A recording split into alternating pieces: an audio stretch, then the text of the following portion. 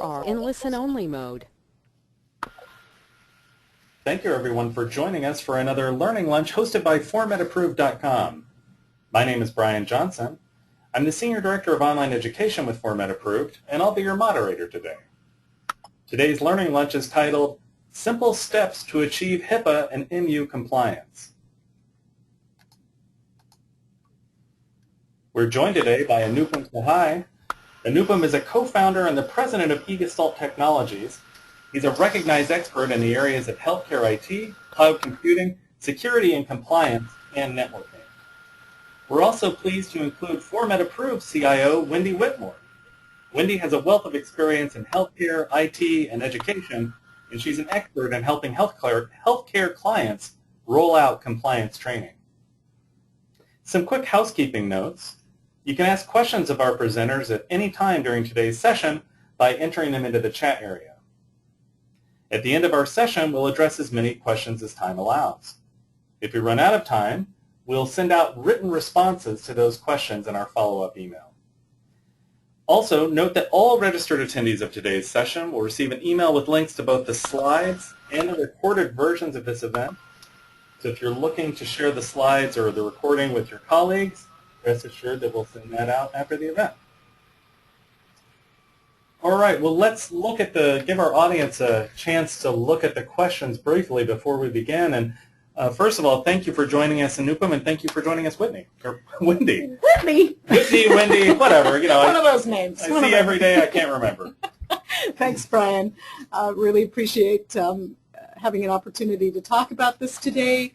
At Format Approved, we get a lot of questions from our medical community audience about how best to address the outstanding HIPAA regulations and requirements. And we've assembled this kind of quick reference, helpful, simple step list in order to give some guidance to that community, and hopefully it'll be helpful to people today. And Anupam, thank you for joining us. It's always a pleasure to have you with us. Thank you, Brian, for inviting me. I'm very, very pleased to be here and look forward to the session today. All right, well, we have a lot of ground to cover, so let's dive in. Okay, let's start with the basics. Why is compliance management so important? I'll let you take this one, Anupam. Sure. So first thing is that this is the law. In terms of the HIPAA regulation, this is now the law, so HIPAA compliance is important and it's enforced by the government. Besides compliance as such, is really about security best practices that are prevalent in the industry. So HIPAA compliance is really about putting together a set of security practices that protects PHI, which is the central theme of HIPAA compliance. And the government has taken a carrot and a stick approach. The carrot approach is really the federal grant dollars that the government has put together. There are about $28 billion that the government has allocated towards HIPAA compliance, towards meaningful use, and that's the key driver from an incentive perspective. And from a law perspective, there are a number of clauses that have been added, which now cover covered entities, BAs, subcontractors. There are fines that have increased from $50,000 earlier to about $1.5 million. And this fine is now enforceable by the government if there is no action taken by covered entities or business associates. And now new empowerment has been provided that not only the OCR, the Office of Civil Rights, which is part of HHS, the enforcement agency of HHS, but state auditor generals can now bring in civil actions on behalf of the government. So there are a lot of new clauses that really are looking to enforce the law, to ensure that covered entities and business associates are taking steps towards getting to be HIPAA compliant. And as part of the HIPAA omnibus that came into effect in September 2013, not only the covered entities but business associates are required to be compliant. And not only that, covered entities have a shared responsibility and a shared liability to ensure that not only that they are compliant, that they also need to take steps to ensure any business associate or subcontractors that covered entities work with are also compliant. So as you can see, the number of new clauses that have been put in place by the government, and of course the incentive payments are the carrot, and by the way, they moved to a penalty phase where if covered entities and business associates are not compliant, there will be negative incentives or negative disincentives that will be put in place, where the payments from the government will be throttled down if they're not compliant. So as you can see, the number of new clauses, new penalties and enforcement guidelines from the government that is driving this compliance management in the industry, in the healthcare industry. Yeah, and just to amplify that last point, here this is talking about the Meaningful Use program, and the government, I think, smartly linked Meaningful Use to HIPAA compliance. So you have to comply with HIPAA whether you have an EHR or participate in the MU program. But if you do participate in the MU program, compliance is at the very heart of the requirements for Meaningful Use. And as you say here, the incentives are about to go away and be replaced by penalties that grow each year and reach a pretty high level. They climb to 5% eventually. So yep. I think there's going to be growing awareness on the part of providers that they really have to take care of this. Yep. Well, and just to add, there are also now so many stories in the news, not only about breaches happening in the medical community, but just across, IT and technical industry. There are numerous hacker attempts and reports in the news of lots of penetration happening from a privacy and security and personal information standpoint. And I think with all of those news stories coming to light at this point, it is even more, I think it's even more at the forefront of everybody's awareness in terms of making sure that they figure out how to protect themselves. So what are the industry changes that have affected compliance? Well, I think Anupam addressed this a moment ago on several levels. Of course, one of the primary changes that happened with the omnibus regulation update was that business associates are now directly responsible for breaches and for issues in privacy and security. You want to give us a little bit more, you work a lot with the BA side, Anupam. You want to give us a little bit more detail on kind of how that's affecting the BA community? Absolutely. I think as was mentioned earlier, before September 2013, only the covered entities were responsible for implementing HIPAA. And there are about 700,000 covered entities that were affected by this. Now with this new HIPAA omnibus law, all business associates, and business associates include anybody and everybody who touches PHI information and works with covered entities. So, and there are about 1.2 million business associates that are out there that are now affected by this new scoping of the law. And that's basically expanding the community of people who get affected by it.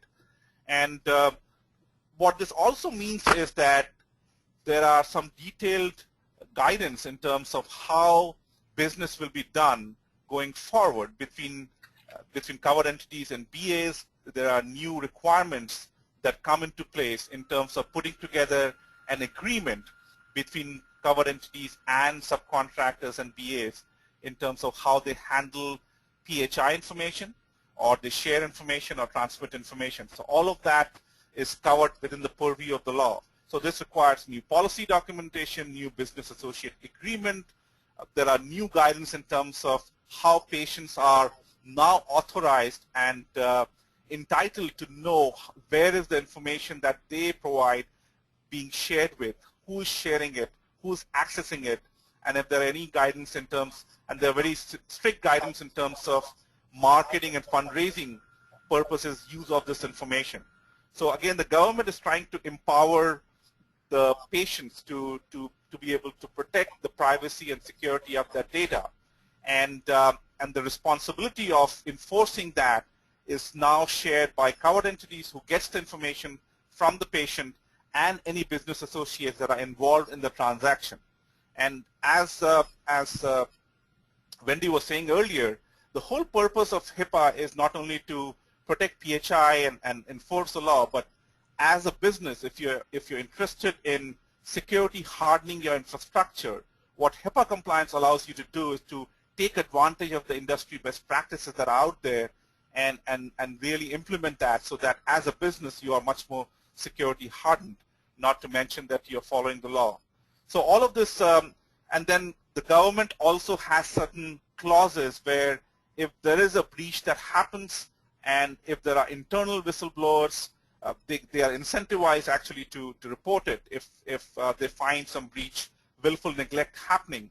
But if the breach does happen because of a cyber attacker breaking in, then both the HHS, the Health and Human Services, and the state agencies are required to investigate.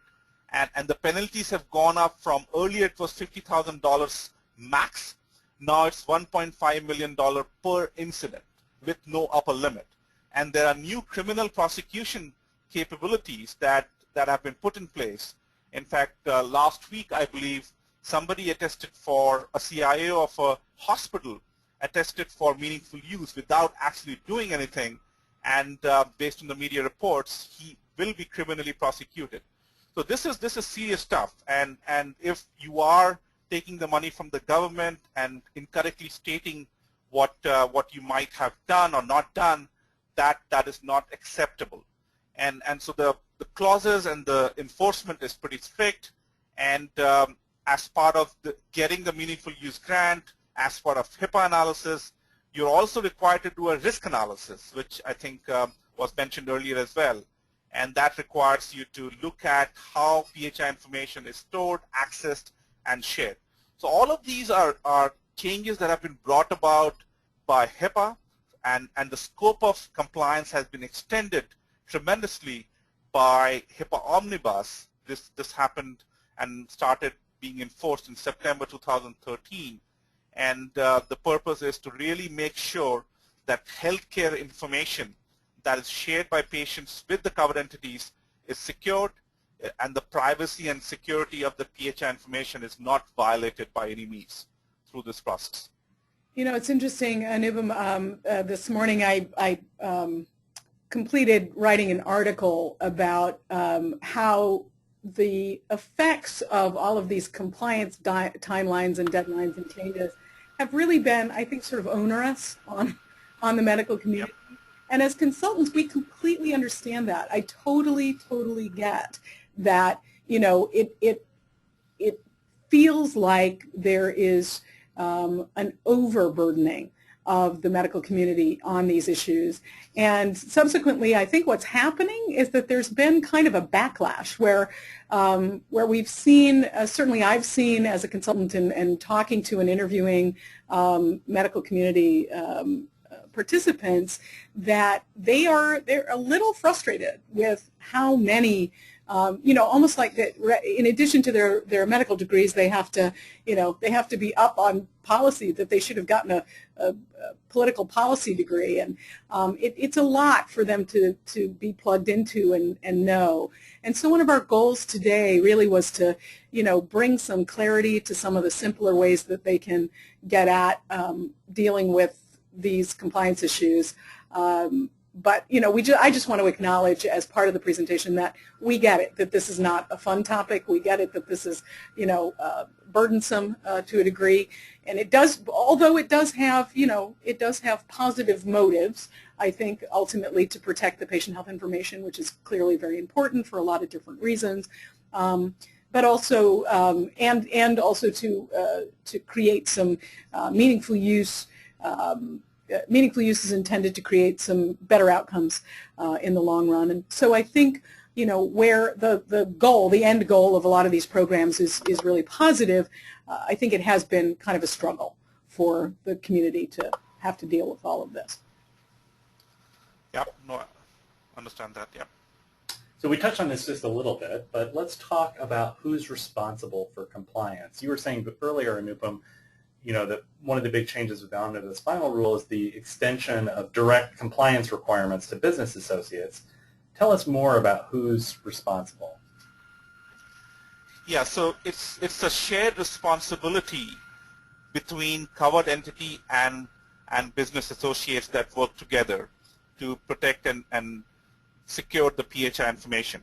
So from a covered entity perspective, anybody who touches the patient information or gets the patient information directly, it includes medical providers, it includes anybody who's working in a covered entity to handle the PHI information, but it also includes, as part of the BA definition, anybody and everybody who touches the PHI information. So it could be legal, accounting, financial services, hosting providers, service providers, medical insurance companies, health information exchanges, anybody who is involved in the process of either gathering the information from the patient or storing it inside of the covered entity or transmitting it and sharing it with any business associate or subcontractor. So it's a fairly broad definition of who's responsible and who is in the purview of the law. And anybody and everybody in that ecosystem of providers and BAs are now under the required by law to protect and secure the PHI information. And that's the standpoint, you know, right? And so in addition to that, on this list we have those folks who are advising and assisting with MU attestation, meaningful use attestation, anybody who is connected in any way to the meaningful use process, obviously is held responsible for those decisions around those attestation steps and those compliance components. So, you know, it's important to acknowledge that if you have any connection from an advisory standpoint as well in healthcare, you're going to be on the hook. Yes, that's a good point. So let's go through this list. I think this is a relatively simple list, but it'll be good to explain it to people some. What are 10 simple but important steps that everyone needs to do to achieve compliance? Well, you know, again, this list, we've compiled this list because as a counseling and education organization in the healthcare space, we get these questions very, very frequently. We have a lot of partners in this space who are business associates. We have a lot of medical community members who, you know, are reading our columns and attending our courses. And so we get a lot of these questions on a regular basis. What is it? Baseline, what steps can they do easily and that are and many people have heard a lot of these steps in various ways from various organizations. I think being able to assemble them in a quick 10-step list is just a nice way to be able to frame this out for folks. And one of the first ones that curiously, we just had a client come through that that we went through a risk analysis for and realized that they had no privacy policies in place for their medical practice, which was quite frankly a little surprising, I think, to the consultants. You know, healthcare organizations are required to have privacy and security policies and procedures in place. If you have done any review of the requirements around HIPAA in particular, you understand that this is an important component.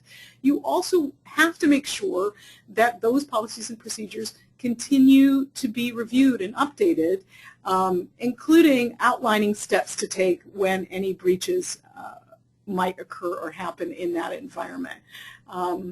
Anupam, can you talk a little bit? I know eGestalt has privacy policies and security policies embedded in their tool. Talk a little bit about how, you know, practices are guided to complete those and what their importance is. Sure. Yeah, so there are policies that pertain to privacy, security, and sharing of PHI information. So from a privacy perspective, it's about, for example, there's notice of privacy practice that the patient is signing a form with the covered entity to let them know what can be shared and how it can be shared by which entity. So there is a transaction that's happening between the patient and the covered entity, and the form kind of guides that sharing process. Now, once the data is in the covered entity, then there is a set of policies that guide how within the covered entity, how internally within the CE, the information is shared, who can access the information, who can change the information, and then once it goes out of the covered entity and is shared with any other BA, there are a set of policies that guide that sharing and transmission process. So policy is an important foundation for any access and sharing and transmission of data. And there are about 20 plus policies that need to be put in place. Now the number might seem a bit scary, but it is not, because if you think about it, the policies are really guidelines that are dictating how the information is shared and accessed and transmitted. So it's important to have some policies that are in place to deal with this access, sharing, and securing of the PHI information. That's really what the first bullet is all about. And I would just add to that I think a lot of people don't realize that these need to be updated. The Omnibus Final Rule requires that these be updated with revised language.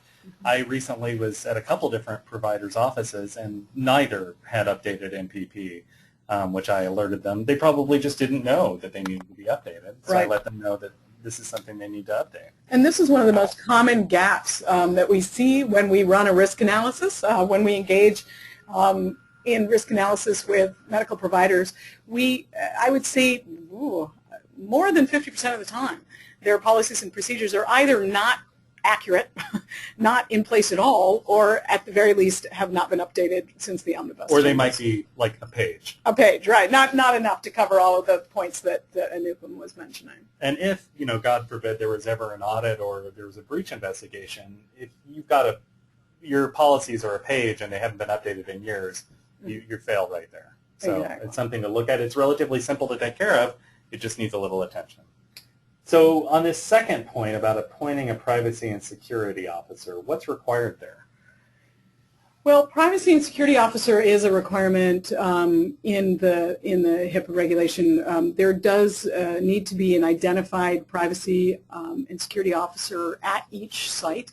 The idea here is that someone takes the reins of making sure that all of these steps and others are implemented in each environment.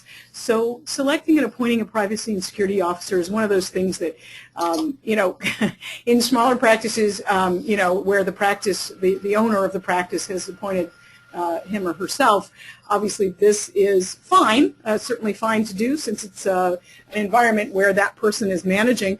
However, that said, it does also require that this person become conversant in the HIPAA regulations, policies and procedures, etc. So, making sure that this person has the level of knowledge of the HIPAA regulations, both privacy and security levels, pretty critical. And that's something that, again, in risk analysis, we identify often as a gap, that either, they haven't identified someone or they have identified someone, but it's not somebody that has enough of a knowledge base to be able to deliver on that assignment. Now, Anupam, maybe you could address this need for regular risk assessments. People talk about risk assessments a lot. I think there's a lot of confusion. Tell us what's involved and why do people need to get them more than just one time? Yeah, so what risk assessment is really doing is it's kind of estimating the risk exposure which an organization faces due to either malicious insiders or external hackers. So as was mentioned by Wendy earlier, because now the data, the PHI information is on the internet, it's accessible via internet, it's open for misuse. And the whole purpose of HIPAA and risk assessment is to ensure that you're taking steps to safeguard that PHI information. So risk assessment is giving you a risk estimation, literally a risk estimation of how vulnerable is your data and how susceptible is it to be misused or stolen by external hackers or be misused by malicious insiders. And so the process is required because you can then understand and baseline where you stand today and then take steps to plug the gaps that are found so that your risk exposure is minimized. The reason you need to do this regularly is because as organizations evolve, as you hire new employees, as you bring in new devices, as the threat scenarios change, as software updates happen, you need to make sure that your organization, all devices, all software is updated. And so you need to conduct this regularly to ensure that your risk exposure is minimized and that you're not under threat by external cyber attackers or malicious insiders. Well, and one of the things that I often reference is, people want to check the box on their further assessments when they're attesting for meaningful use, and for various reasons they want to be able to say, yep, I did my risk analysis, here's my, here's the report. And that's not to say that that's not a very important step. It is a very important step. But we will talk a little bit more about the fact that a snapshot in time is helpful, but it's not, it's clearly not a great way to maintain that level of compliance. So for instance, if you lock your back door at night, and that night you're protected because nobody's going to be able to get in your back door, but if you don't check to see if that back door is locked on future nights or going forward, then there's a possibility that somebody's come in and out, and you've got a potential risk there in the future. It's a simplistic analogy, but the truth is a snapshot in time of your potential risk is really not enough in many cases to make sure that compliance remains at its highest level. And just to add, for the meaningful use part of it, we've heard from people in the community meaningful use that the government is doing a lot of audits on meaningful use. Their goal is 10% of all attestations, and the number one reason why people are getting into trouble in those audits is that they didn't just check the box, they literally just checked it. So they didn't get a real risk analysis, they just checked the box, and then they have to give that meaningful use money back at a minimum, if not worse. So That's something that you do not want to cut corners on.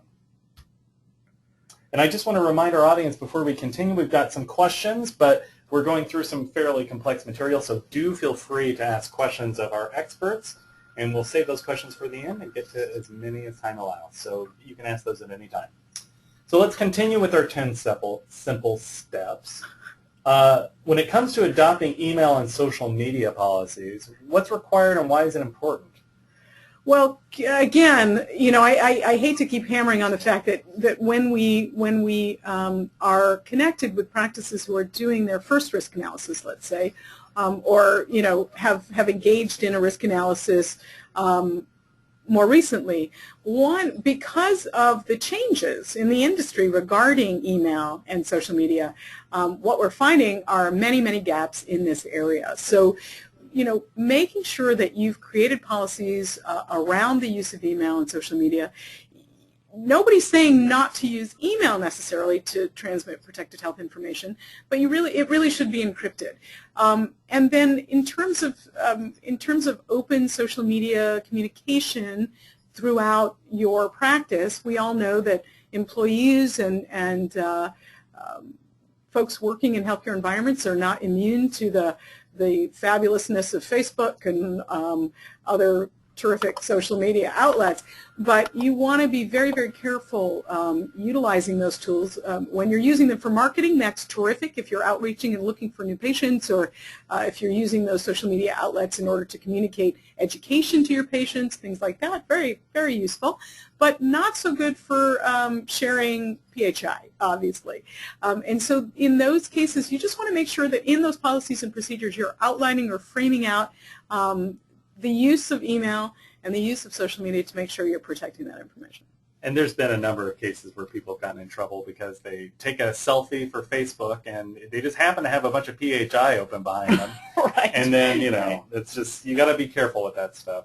Yeah. Now, about mobile devices, if you look, HHS maintains this wall of shame, is the nickname of it. Right. And it seems like half the stuff on there is mobile devices. Yeah, more than half, I think. Yeah, I mean, it's just all the time. So let's talk a little bit about why those are such a vulnerability and what people need to do to address it. Well, I'm going to touch on this, but I'm going to let Anupam kind of roll with it since he works so much with the technology folks. But I know on our end, certainly there was the recent report from the large dermatology practice that had a breach relating to a portable device.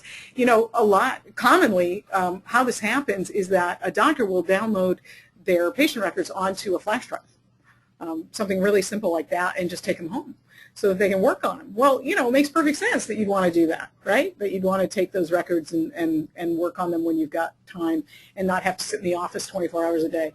That said, most flash drives are not going to be encrypted. And so if you drop it, falls out of your bag, somebody snatches it out of your pocket on the train, you've invoked a major breach. You want to talk a little bit about that, Anupam, about how, Sure. the idea behind being able to protect these with encryption and what that means? Sure, yeah. So mobile devices here would typically mean things like laptops or mobile devices like cell phones that might be used to access patient information.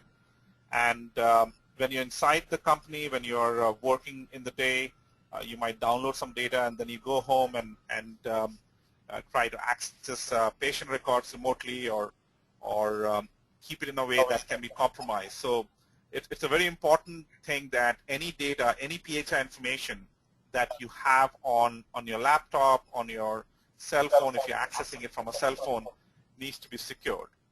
And that means that data should be encrypted. It also means that the laptop or the mobile device has protection for malware, protection for any for any hacker to break in. You want to make sure that it's scanned for vulnerabilities. All the latest patches are in place. So you need to protect every device that is accessing PHI information, whether inside the company or outside the company.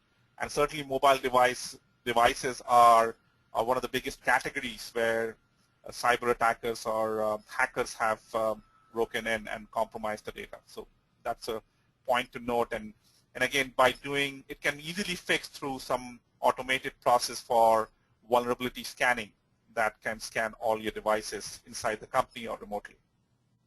And that's the thing that's so sad about this, is that it's a relatively easy fix. And every time you see one of these breaches, I think a lot of people don't necessarily realize that if the data on that device is encrypted, it's not a breach. The HITECH Act specifically stated it's not a breach. So when you see these, $1 million plus penalties against folks for losing a laptop, or a laptop could just be stolen from your car, Right. Each one of those was easily preventable if that data had been encrypted. Absolutely. Yep. All right, well, here's one close to my own heart. Let's talk about training and awareness. I think a lot of people don't realize that training and awareness is required by HIPAA. Yes. I don't know who is best to address this. Maybe Wendy? Well, I think probably passing this back and forth between you and I Sure. makes some sense, Brian.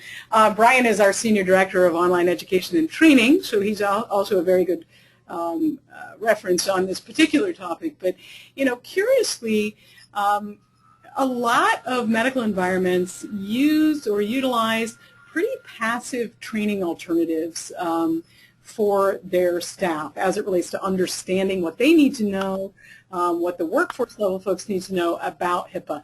And, that said, I think it's really kind of important that, that we address this particular topic as part of this 10-step list, primarily because not only is it required, but it's also one of the simplest things to resolve. Yeah, very much so. And, I would just say we're going to talk a little bit later about some of the ways that people can address this, but I think there's this expectation from the medical community that training needs boot camps. I think that's a very, boot camps are great. You can get great understanding from them, but I think that's basically an outdated model to meet the needs of most medical professionals. It's really not necessary. Or they think it's a webinar, which frankly, from our perspective, is not nearly good enough. Well, it's not. It tends not to be comprehensive enough, and then there's also no way to fully assess how much of a webinar your staff has grasped in terms of their understanding. Not to mention the fact that tracking that compliance is crude at best. So there's a lot better tools out there than webinars at this point. So we'll talk about that a little bit later. Would you like to add anything, Anupam, or should we discuss the NPP? Well, I will see from, and I'll encourage Anupam to speak on this. The eGestalt tools that Anupam provides out to his audience and communities had embedded in it the ability to run reports and offer continuous compliance to covered entities as well as their business associates. And one of the reasons that we recently partnered with the eGestalt organization was so that we could, sort of reciprocally provide some of the resources that they had available, but they also have now engaged an expansion of their availability of training as well. So maybe you can speak on that a little bit, Anupam. No, absolutely. I think what the training and awareness program is doing is establishing the do's and don'ts internally and with BAs as to what are the common practices, policies that need to be in place so that all internal employees or external companies are aware of how they can handle PHI information.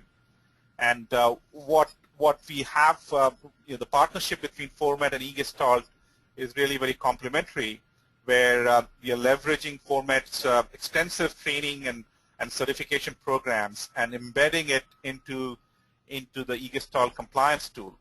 And as we go through the steps, you'll see that while these steps, 10 steps that are mentioned here, which will help you get compliant, they might seem pretty onerous, but if they are easily automatable, it's very simple to manage and maintain and create a compliance program that allows you to follow the guidelines laid down by HIPAA.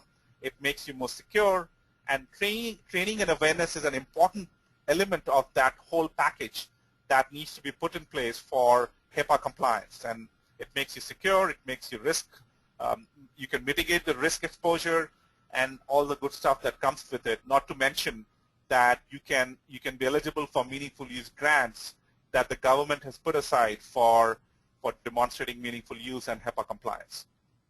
And just as a final note on that, people have, during audits, they have been penalized for not having training programs. So it is one of the core requirements.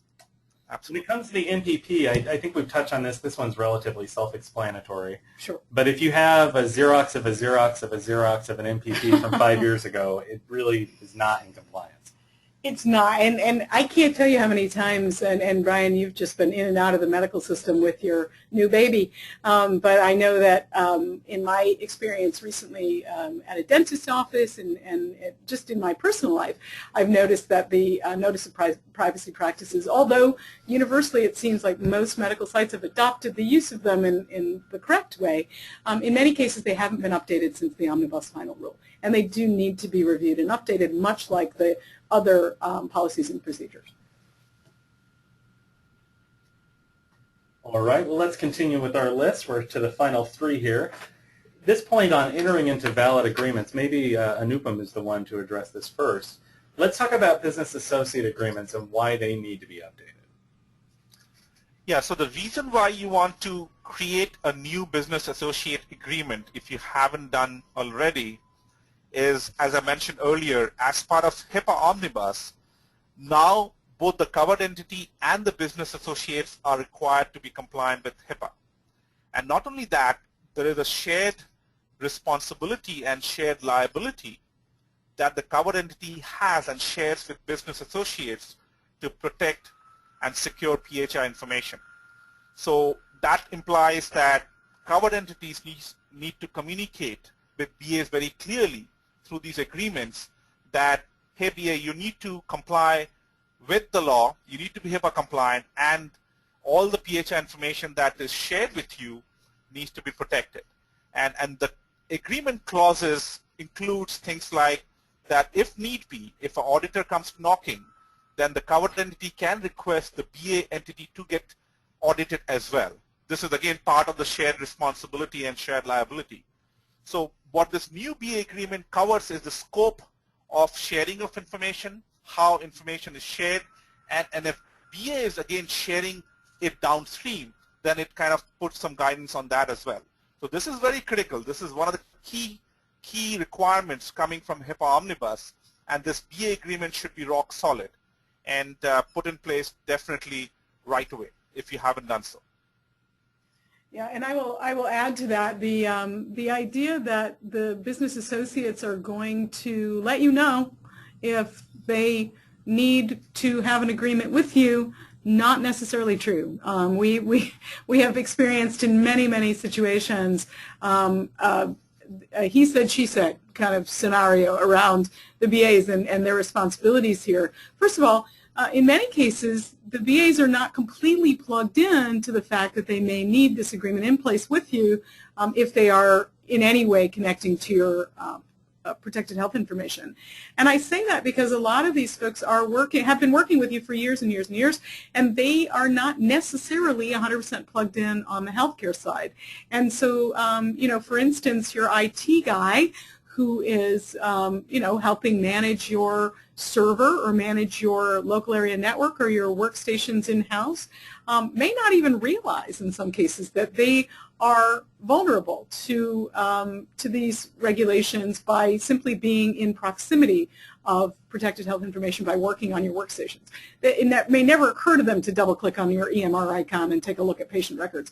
But the fact that they have access to it is the important thing. And, they're behind the scenes in many cases. They're looking at your core level databases.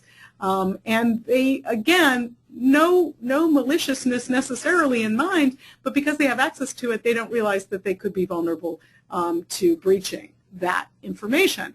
And so therefore, they may or may not have presented you with a business associate agreement that they know that needs to be signed by their medical practices.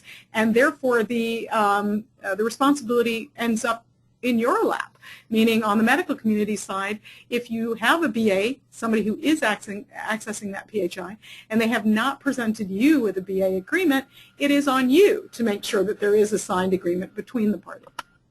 I would add to that, we see a couple things that I think are kind of unfortunately humorous. One is people will treat the BA agreement for those who are out in front and will sign it as if signing it is in itself compliance. Right. But of course, there's actually words in that agreement. When you're signing the agreement, you're basically outlining the ways in which you will be compliant. So some BAs have said, well, I've signed the agreement, I'm done. But when you're signing that agreement, you're entering into a contract saying that you're going to be compliant. Right. So it is not the end of compliance, it's the beginning of compliance. Right. The other thing I would add is that a lot of agencies have tried to wiggle out of it recently. By just asserting that they're not business associates. The plain truth of the matter is you either are or you are not a business associate. You cannot just assert that you're not. So if you come into contact with PHI as part of your work routine, you are a BA. You can't just say, I'm not a BA, I'm not going to sign the agreement. Right. You're not in compliance then, and anyone who works with you should really think seriously about whether it's worthwhile to continue that relationship if you're not meeting the law. Right. And there have been a lot of comments from various, HIPAA webinar attendees and some of our students around some of our HIPAA training courses about, whether or not to continue to work with business associates at varying levels if they will not sign an agreement or if they're not agreeing to, familiarize themselves with these regulations. And quite frankly, as a consultant, and my job really is to make sure that that industry best practices are happening in our audience. My thought process around that is no matter how long you've known these folks and how long they've worked with you, if they really are reluctant to agree to protect that information, knowing that they have access to it, it's really, first of all, you really should not have any kind of relationship with them that allows them access to that information, of course, but legally, you're on the hook if they don't sign. Anupam, let's talk about breach protocols. This is obviously an important area. Talk to us about how people need to implement policies around this, and why is it important to have a breach protocol in place? Yeah, so the breach protocol clause that's in HIPAA Omnibus essentially talks about a few things. One is that if there's a breach that happens, now it's the responsibility of the covered entity or the BA where the breach happened, and they need to report it to HHS, especially if the breach involves more than 500 patient records. It's the law. You have to report it to HHS within 90 days of the breach if more than 500 patient records have been breached. And it's all put up in what Brian was saying earlier on the wall of shame. And it's kind of a moniker, it's kind of a term that's not used officially, but that's what it's called in the community. So avoiding being on the beach of wall of shame is really the key objective for doing HIPAA compliance, so that you're not breached, and if you do end up getting breached, you have to report it to HHS. So that's one requirement. The other requirement is that earlier there was some ambiguity about whether I need to report it to HHS, what if the breach is not significant. That ambiguity has been removed by the HIPAA Omnibus Rule, which came out and is enforceable starting September 2013. So the guidance now is that report it to HHS, and if you find through some risk analysis that the harm was not significant, then you can decide to pull it back. But it's very clear. Report it to HHS no matter what, and then do your homework to minimize the damage. And the reason why this is important is because you are essentially required by law, and this also is kind of exposing you a little bit, because this allows the patients who really own the data to know about a breach happen, and the breach requirement also, breach notification rule requirement also requires you inform the patient that their information was compromised. So it opens you up as a covered entity. If you haven't followed the law, if you get breached, then it opens you up for other kind of lawsuits and liabilities that come with it. And that's why it's important to follow the law, take steps to harden your infrastructure so that such breaches do not happen. But if they do, then there are guidance on what you need to do to communicate externally that a breach happened. Yeah, I think it's important to note that, it's a breach whether you have evidence that someone accessed the data or not. Correct. So if you know you have a laptop with unencrypted PHI and 2,000 health records, and it gets stolen from your car, the chances that the criminals involved are going to access that information may be low. They may, and that they'll do anything with it are probably very low. They probably want the laptop. Right. Doesn't matter. Still a breach. I mean, if you can forensically determine that they never accessed the data, that's great, but you need to report that breach. Absolutely.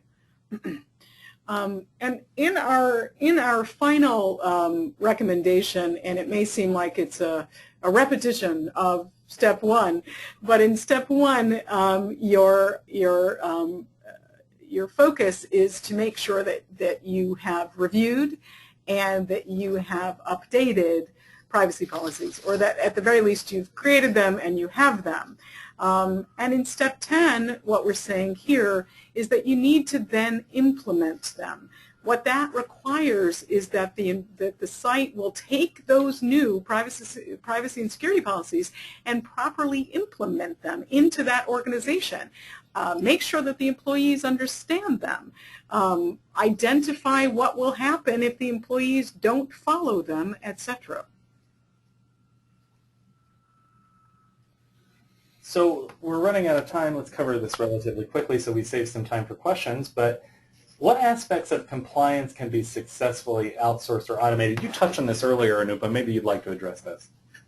Yeah, so as I was mentioning earlier, that it might seem quite daunting and onerous in terms of the HIPAA requirements. There's so many requirements and sub-requirements. But really, if you come down to it, all of this can be easily automated. And if you do not have staff internally who are knowledgeable about HIPAA, this can be easily outsourced as well.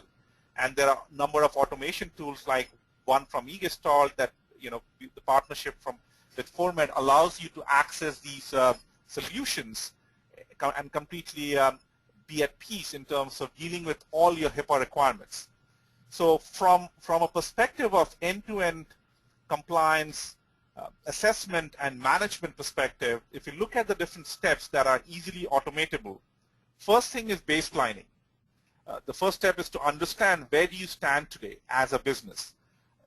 Have you met have you met 100% of the HIPAA requirements, or 50%, or 25%, and that's the baselining process. And the result is a gap report and a risk report, which tells you what your current level of compliance is and what's the potential risk exposure. Once you know that, then the next step is to remediate or plug the gaps that are found. And again, this can be done internally or externally. You can, depending on whether you have internal folks or not. For smaller businesses, typically this is outsourced to skilled HIPAA professionals who live and breathe this day in and day out. And so once you remediate the gaps that are found through the gap report, through the risk report, then you are essentially to a point where you can claim to be HIPAA compliant. And as was mentioned earlier, HIPAA compliance is not a static snapshot. It's a journey, and it's a continuous process because your organization will change, new threat scenarios emerge, new viruses come out, and the employees join.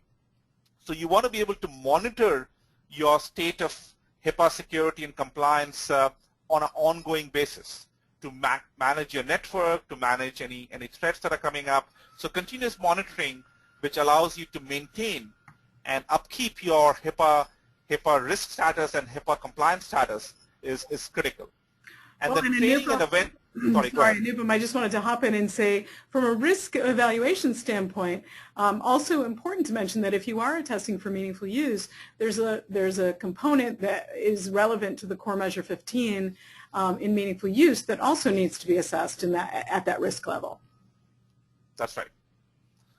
Training, you want to talk about training, Wendy? Sure. Another thing, so the idea here, again, from my perspective, a lot of my advice to the medical practices that are in our audience has been around best ways to simplify their management of compliance. And the reason for that is because, again, as I mentioned, many practices are finding the new regulations and the new demands on them from a compliance standpoint to be pretty onerous and time-consuming. And really, when you think about it, these medical sites are really just trying to provide medical care. And so as opposed to spending all of their time focused on getting these reports turned in and making sure that they can check the boxes without worry and et cetera, to figure out ways in which they can simplify, ways in which they can outsource or automate components of this compliance is really critical.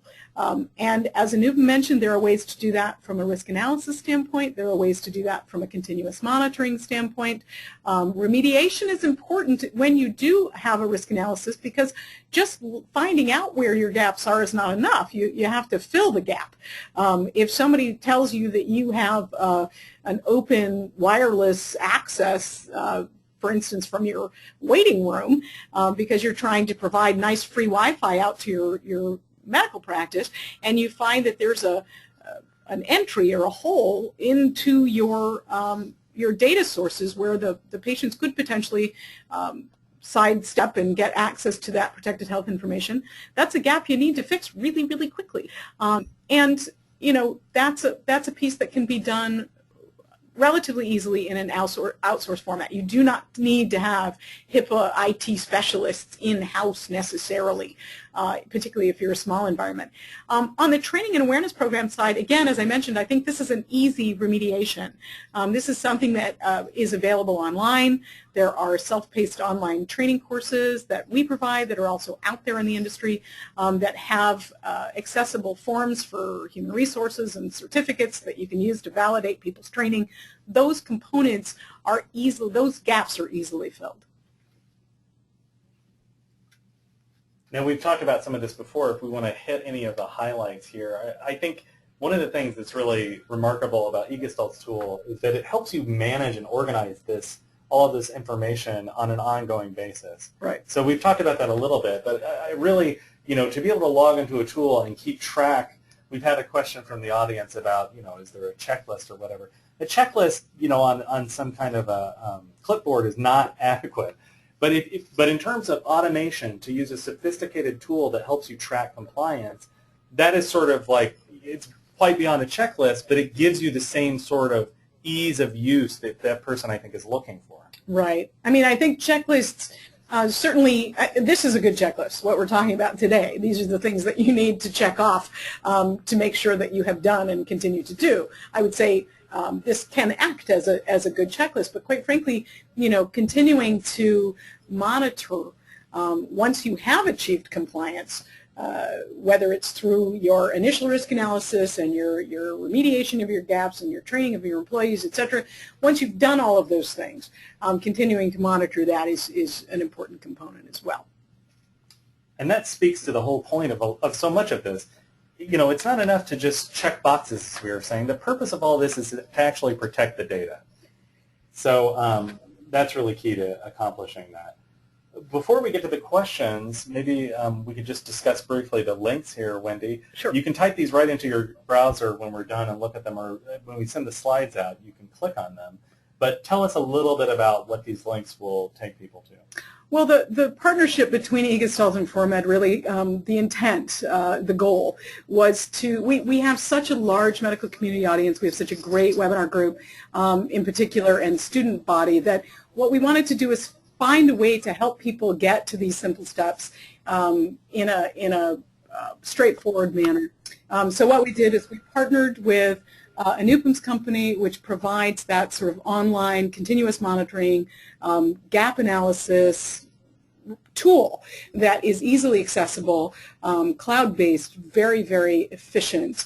Anupam, you can speak to briefly, the eGestalt team has won a number of innovation awards. They're very, very forward-thinking in terms of being able to provide tools that provide that ease of use and ease of access from a compliance monitoring standpoint. So again, our job as a training company, as an education company, was to develop really straightforward and helpful HIPAA meaningful use compliance training.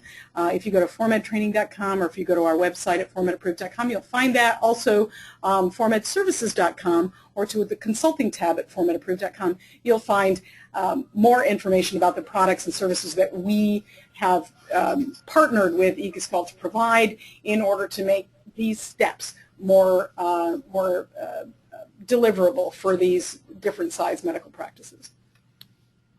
Anupam, would you like to add anything? No, I think you covered it. I think the tool that we've developed and now is available through the partnership has been designed from the ground up to be dealing with the medical community issues around HIPAA compliance. It's a HIPAA security and compliance management tool. It's subscription-based, and once you log in and buy a subscription to the tool, as you work with ForMed, you will not only be able to assess your current HIPAA state of compliance, but understand the gaps, do the risk analysis, and then maintain your HIPAA security and compliance status. So it's a completely automated end-to-end HIPAA compliance management tool and deals with all the issues that we discussed earlier and covers your bases. And in addition, I just want to add that that in that ForMed services area, we do have standalone risk analysis reports to help folks figure out whether or not they are up to code, so to speak, in their current setting. And those are very important tools as well. Should we address a couple of the questions, Brian, before we go? Well, we're very short on time. I certainly would like to tell people, we've had a number of questions about will we get the slides, and I said this at the beginning, but some people joined us late. I want to reassure you that we'll send those slides out as a follow-up, so you will get the slides and the video version. A link to the recorded session, yeah, yes. Exactly. And, we do have a lot of questions. Someone asked, a quick one we can do is that, someone asked, well, if the laptop's stolen out of your car and it's encrypted, you still have to report the breach? The answer is no, and that's part of why encryption is so important. Encrypted PHI that is stolen or lost is not reportable as a breach. That's why if you're running around with PHI, right, encrypt it now because it protects you from that. Right. And if you're not sure how to do that, visit our website, learn a little bit more about it, and have access to recommendations for services that can help you with that encryption. Now, we have run short of time, but what we'll do is we're going to get written responses to these questions, and we'll share them with everyone. Of course, we won't reveal your identity, who the questioner was, But there's lots of good questions here. So in that follow-up email, look in your email box for answers to these questions, because there's some good ones in there about who is a BA and who is not, and what are the requirements for whether you have to have a compliance officer at every location and that sort of thing. Right. So we'll address those in writing after the event, and that'll give us a chance to share those findings with everyone. I want to thank you, Anupam, for joining us today. It's always a pleasure to have you with us. We think very highly of the tool you built at eGestalt. To use the eGestalt tool, visit that first URL on your screen, www.formatservices.com. You can also learn more about eGestalt at their website, which is www.egestalt.com. Visit us at formatapproved.com to learn about our upcoming learning lunches. The Learning Lunch button, which you can see on your screen there, is on our homepage. That'll take you to the list of all of our upcoming webinars. Our next Learning Lunch airs February 26th, and will feature our format-approved MU expert, Joy Rios, on simple steps to achieve... Oh, that's actually not the name of it. Sorry, that's the name of this event. But if you click on the button, you can see it. It's actually a great session about MU Stage 2, the deadlines that have changed, and even a little bit about MU Stage 3, so that's a subject that's close to my own heart. Do click on that link and register for our upcoming events. Again, keep your eye on your email box for upcoming events and the follow-up to this email. And thank you again to everyone for joining us today. Thanks, Brian. Thank you, Brian.